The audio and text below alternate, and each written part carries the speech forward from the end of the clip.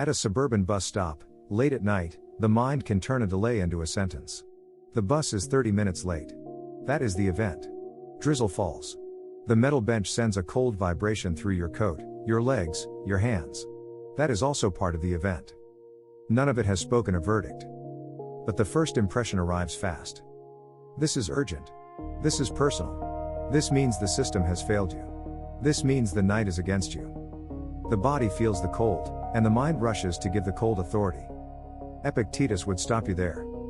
Not because the bus is on time. It is not. Not because discomfort is imaginary. It is present. Not because the transit system deserves praise. That is not the question. The question is whether you will hand your ruling faculty to a late vehicle. Irritation appears. Fine. An impression has entered. But irritation is not command. It is not evidence. It is not law. It does not get to decide your next word, your next movement, your next refusal, or the shape of your face under the bus shelter light. The event is outside you. The judgment is not. The late bus can affect arrival. It can affect temperature. It can affect inconvenience. It cannot, by itself, declare what kind of person you are, what your night means, or how you must respond. The boundary of control is not an idea for quiet rooms. It is for the bus stop. It is for the hour when the road is wet, the schedule is wrong, and the bench under you feels like it was built to insult the body. It is for the moment when your hand keeps checking the screen, though the screen cannot move the bus. It is for the moment when the mind begins building a case. They should have planned better. They should have warned us. This always happens. Now the whole night is ruined. Some of that may be true as a complaint. It is still not the boundary. Epictetus does not begin with what should have happened. He begins with what belongs to you now. Not in theory. Not tomorrow. Now, while the drizzle is on your sleeves and the late bus is still absent from the road. What is yours? Your judgment. Not the arrival time. Your assent. Not the driver's location. Your intention. Not the transit system. Your attention. Not the weather. Your next response. Not the past 30 minutes. This is the first restoration of order. Without it, the mind becomes a courtroom where every external thing is allowed to sit as judge. The bus is late, so peace is guilty. The bench is cold, so patience is foolish. The night is wet, so irritation is reasonable. The schedule failed, so your character may now fail with it. That is the error. An external event has entered the scene. Then the mind has added rank to it. It has treated delay as authority. It has treated discomfort as command. It has treated inconvenience as permission. But the event does not possess that power. A late bus can make you late. It can make you uncomfortable. It can force you to adjust the next practical step. It can make a phone call necessary. It can make you choose between waiting, walking, calling for a ride, or changing the plan. Those are real consequences. They are not verdicts on your worth. They are not orders to surrender judgment. They are not proof that anger is now the rightful governor. The Stoic boundary is severe because it refuses confusion. It does not say, nothing matters. It says, do not misplace authority. The bus matters as transportation. The weather matters as condition. The time matters as a practical constraint. But none of these things deserve the throne inside the mind. That throne belongs to the ruling faculty. The part that can examine. The part that can pause. The part that can say, this is an impression. It is not yet my judgment. That part is yours to govern. Standing there, or sitting on that metal bench, you may not be able to remove the cold. But you can refuse to make the cold into an argument against discipline. You may not be able to correct the system tonight. But you can refuse to let the system write your next sentence for you. You may not be able to recover the 30 minutes. But you can keep the next 30 seconds from being wasted in blind assent. That is not small. Most lives are not lost in great disasters. They are scattered in these unexamined moments. The inbox does not answer. The child does not move fast enough. The bill arrives. The meeting runs over. The car in front of you hesitates. The appointment gets delayed. The person who should have called remains silent. Then the mind says, because this is outside my preference, I am justified in becoming careless with what is inside my command. Epictetus would call that slavery. Not because you are in chains at the bus stop, but because the rule of your mind has been handed outward. The bus is absent, and yet it is governing. The drizzle is light, and yet it is issuing orders. The bench is cold, and yet it is shaping your character. This is why the boundary must be drawn again. Not once. Again and again. Here is the event. The bus is 30 minutes late. Here is the sensation. The metal bench is cold. Here is the shadow. Irritation at the transit system. Here is the boundary. None of these can force assent. They can press the mind. They can invite complaint. They can offer the first appearance that something urgent, personal, or threatening has occurred. But they cannot complete the judgment without your participation. That is the discipline. You do not control the road. You do not control the driver. You do not control the schedule that failed before you arrived. You do not control the rain, the poor lighting, the empty street, the passing cars, or whether anyone else thinks your frustration is reasonable. You control whether you add injury to inconvenience. You control whether you call the delay an insult. You control whether you treat irritation as evidence. You control whether the next action comes from judgment or from reaction. The event is late. Your assent does not have to be. This is where the work becomes exact. The bus is late. That is not yet anger. The bench is cold. That is not yet injustice. The drizzle keeps falling. That is not yet a personal attack. The first movement of the mind is an impression. It appears before permission. It rises before examination. It says, this is bad. This is urgent. This is being done to me. It comes wrapped in the sensation of the body, the cold through the metal bench, the damp sleeve, the empty road, the glow of the bus schedule that now looks like a lie. The impression is quick. But quick does not mean true. Epictetus would not ask you to pretend the impression did not appear. He would ask whether you crowned it too soon. That is assent. Assent is the inward yes. Not the feeling. Not the first flash. Not the discomfort. Assent is the moment the ruling faculty agrees and says, this appearance is the truth. This irritation is the judge. This delay has authority over my conduct. That is the dangerous point. Because once assent is given, the mind stops seeing a late bus and starts seeing a verdict. Now the transit system is not merely delayed. It is disrespecting you. Now the cold bench is not merely uncomfortable. It is proof that the night is hostile. Now the 30 minutes are not merely lost time. They are evidence that your life is being handled badly by the world. This is not observation. This is judgment. And judgment is where the event becomes heavy.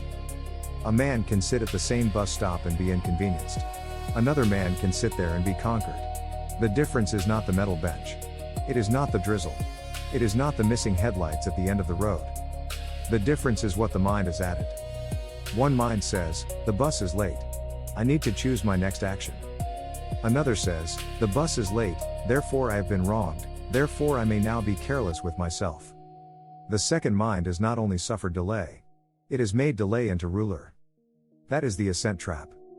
It feels justified because irritation has evidence nearby. The schedule is wrong. The night is cold. You may miss something. You may have to explain yourself. You may lose time you cannot recover. These are not imaginary. But the presence of facts does not excuse the collapse of judgment. Facts require response. They do not require surrender. The Stoic discipline is not to erase the impression. It is to interrupt the automatic agreement. Pause. Name it. This is an impression. Say it inwardly without drama. This is the appearance that the delay is urgent, personal, and threatening. Then divide it. What is the event? The bus is 30 minutes late. What is the sensation? The metal bench is cold. What is the shadow? Irritation at the transit system. What is the judgment trying to enter? This delay has authority over my worth, safety, and response. Now you can see the lie. The bus has authority over transportation. It does not have authority over your ruling faculty. The cold has authority over comfort. It does not have authority over your judgment. The missed time has authority over the schedule. It does not have authority over your character. The mind wants to merge all of it. Epictetus separates it. Separation is freedom in its first form. You do not say, this is nothing. You say, this is not everything. You do not say, I enjoy waiting in the rain. You say, waiting in the rain is not permission to abandon reason.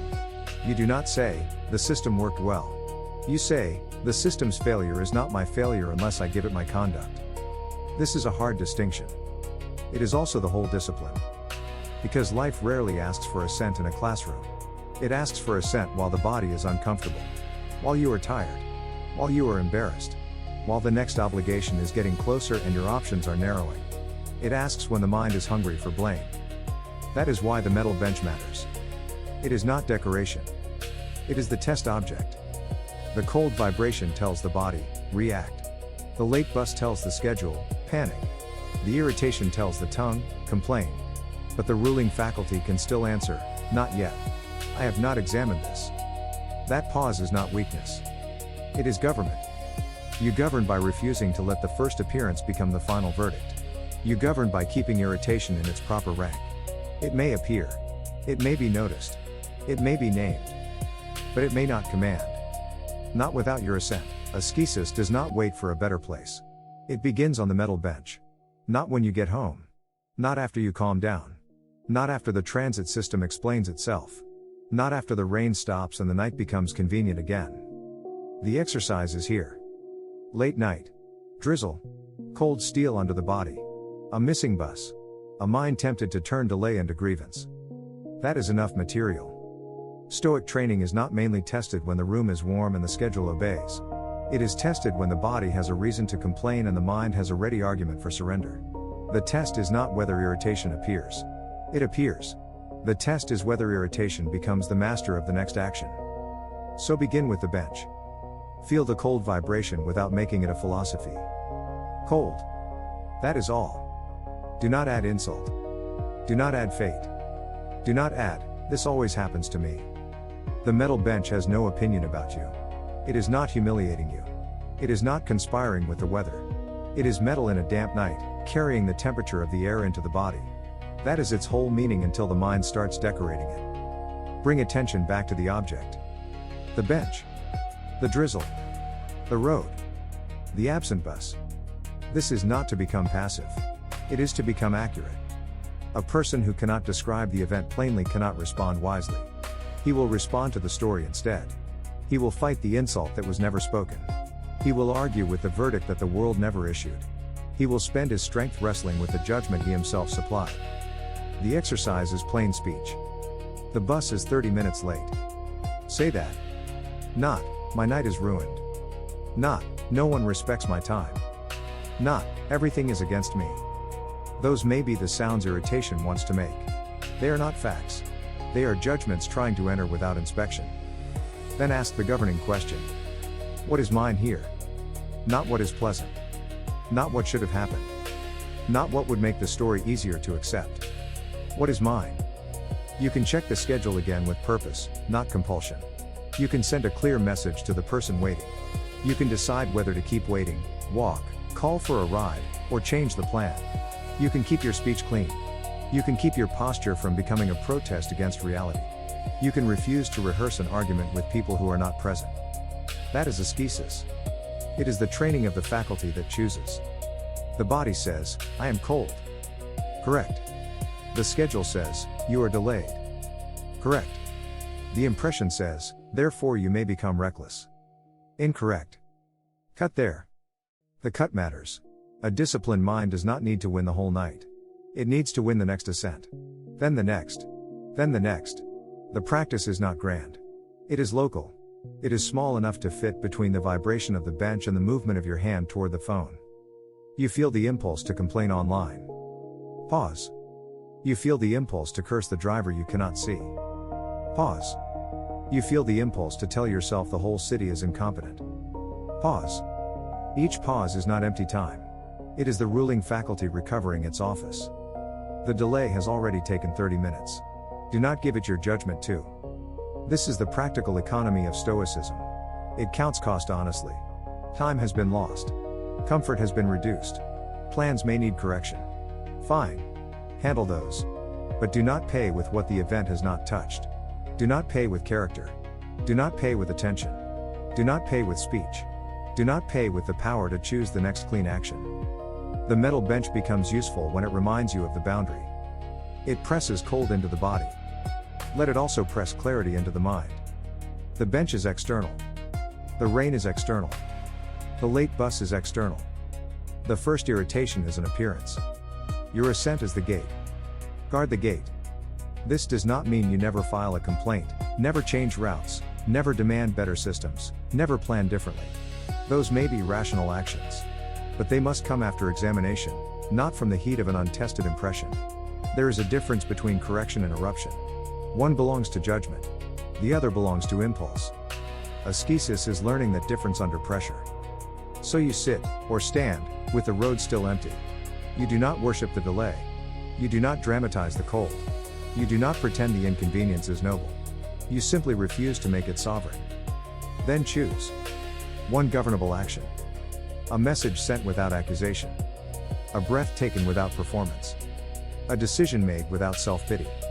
A continued wait without inner collapse. That is enough for this moment. The bus may still be late. The exercise is on time. Conduct begins after the boundary is drawn, not before. If you confuse what is yours with what is not yours, responsibility becomes distorted. You start taking responsibility for the bus, the weather, the broken schedule, the driver's route, the silence of the transit app, the inconvenience already created. Then, because you cannot control those things, you feel licensed to neglect the only things actually assigned to you. That is backward. The late bus is not your responsibility. Your conduct while waiting is. The drizzle is not your responsibility. Your attention in the drizzle is.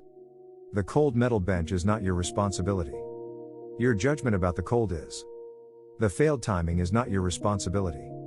Your next action under failed timing is. This distinction is not an escape from duty. It is the beginning of duty. A person who says, "I control nothing," is not being stoic. He is looking for permission to drift. A person who says, "I control everything," is not being strong. He is preparing for resentment. The disciplined person says, "I control this part. I do not control that part. Therefore I will act cleanly where action belongs to me." That is responsibility with limits. At the bus stop, duty may be simple. It may not look heroic. You may need to message someone waiting for you. You may need to say, "The bus is 30 minutes late. I am adjusting." No accusation. No performance. No dramatic report of suffering. Just the facts and the next practical step. That is conduct.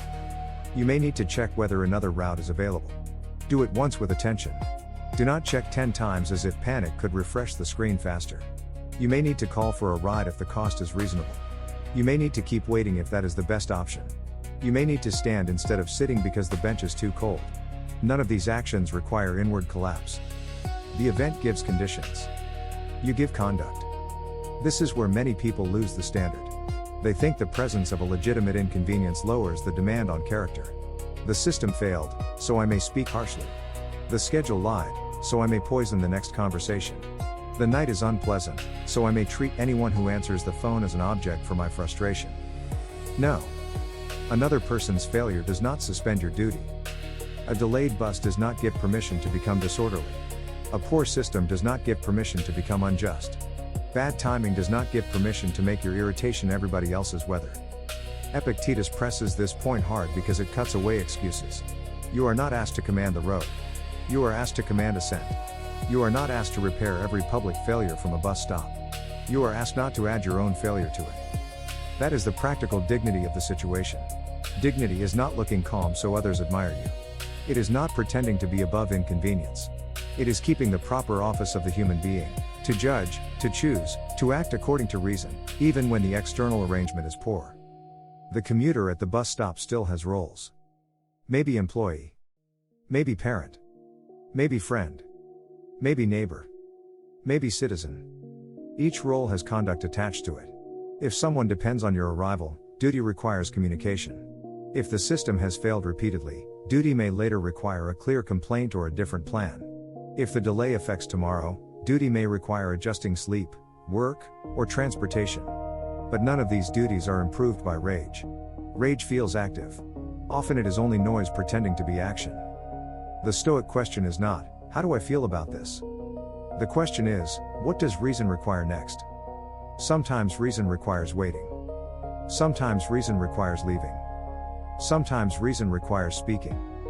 Sometimes reason requires silence. But reason never requires that irritation rule the faculty that should examine irritation. So keep the chain clean. Event, the bus is late. Impression, this is urgent and personal.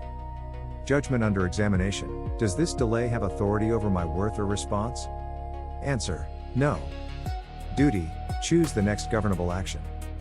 That action may be small. Send the message. Check the route. Move from the bench. Put the phone away for 5 minutes. Watch the road without feeding the complaint. Prepare what must be said when you arrive late. Not as defense. Not as self-pity. As fact. I was delayed. I should have allowed more margin if this route is unreliable. I will adjust next time. That sentence has more strength than blame. It takes what is yours without stealing what is not. Maybe the system was poor. Still, your future planning may belong to you. Maybe the app was wrong. Still, your communication belongs to you. Maybe the night was unfair in the ordinary human sense. Still, your response belongs to you. Responsibility is not accepting guilt for the external. Responsibility is refusing to abandon governance because of the external. You can criticize the transit system tomorrow and still govern your tongue tonight. You can change your route next week and still keep discipline under the shelter light. You can admit the delay caused trouble and still refuse to make trouble your master. That is conduct. Not grand. Not sentimental. Exact. The bus stop becomes a place where duty is reduced to its cleanest form. Do the next right thing without giving the event authority it does not possess. Freedom is not the bus arriving. Freedom is not the rain stopping. Freedom is not the night becoming easier, the schedule becoming honest, or the transit system suddenly respecting your preference. Those things may happen. They may not. Freedom begins before they happen. It begins when the mind stops confusing delay with verdict. The bus is 30 minutes late. That is an event. The bench is cold. That is a condition. Irritation appears. That is an impression pressing for assent. But none of these has final authority. Not unless you give it. This is the hard mercy in Epictetus. He does not promise that the road will clear, the system will improve, or the inconvenience will explain itself. He gives you a stricter gift, the power to refuse false ownership and false surrender. You do not own the bus. You do not own the weather. You do not own the timing of the world. But you do own the judgment you place on what has arrived. You own the assent you give or withhold. You own the intention behind the next action. You own whether this delay becomes a school for discipline or another place where you abandon command. The night may still be wet. The metal bench may still be cold. The headlights may still not appear at the end of the road. But the verdict was never in the bus. It was in the judgment. So wait if reason says wait. Leave if reason says leave. Speak if duty requires speech. Stay silent if speech would only serve irritation. The event is not the verdict. Return to what is yours to govern.